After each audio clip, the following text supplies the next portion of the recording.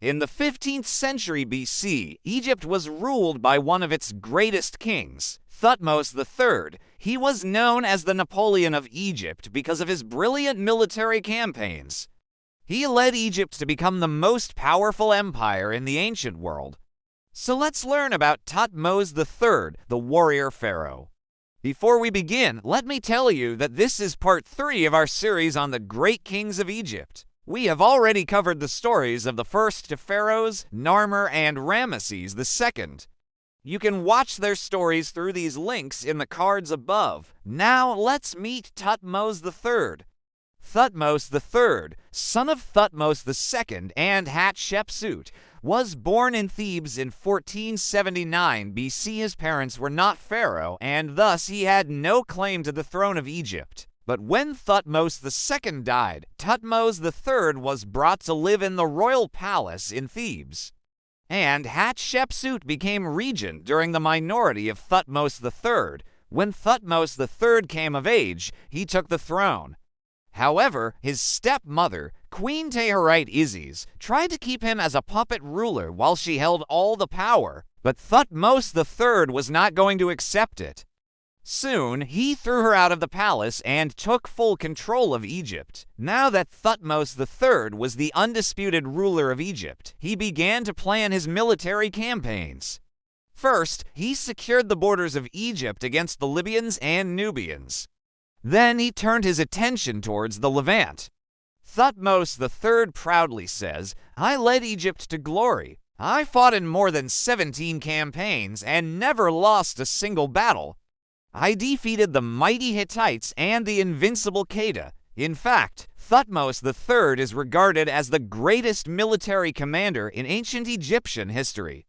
During his reign, Egypt reached the zenith of its power and influence. He even subjugated the Mesopotamian city-states, and for a while, Egypt controlled the entire region between the River Nile and the Euphrates. Thutmose III built numerous monuments across Egypt to commemorate his victories, such as the famous temple at Karnak. But Thutmose III was not only a great warrior, he was also a great builder and a patron of art. He built magnificent temples, such as the one at Karnak.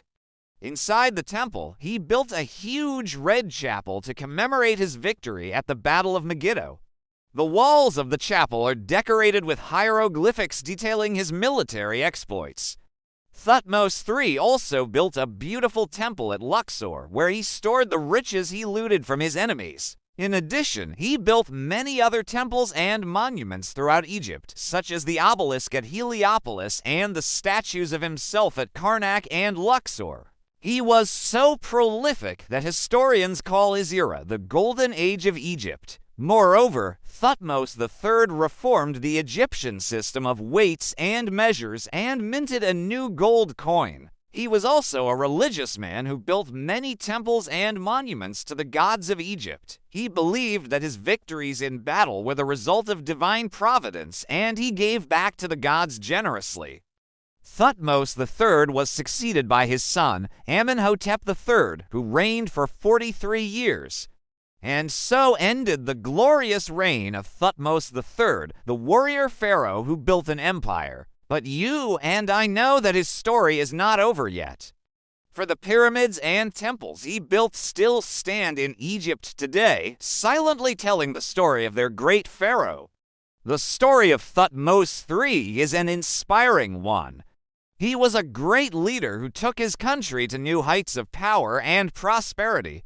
He was a brilliant military commander who won many battles and expanded his empire. He was a great builder who left behind some of the most magnificent structures in human history.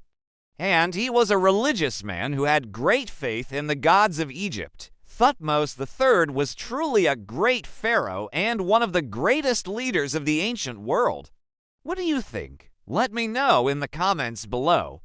And if you enjoyed this video, please like and share it with your friends. Also make sure to subscribe so that you never miss any of our videos. Thanks for watching. See you next time.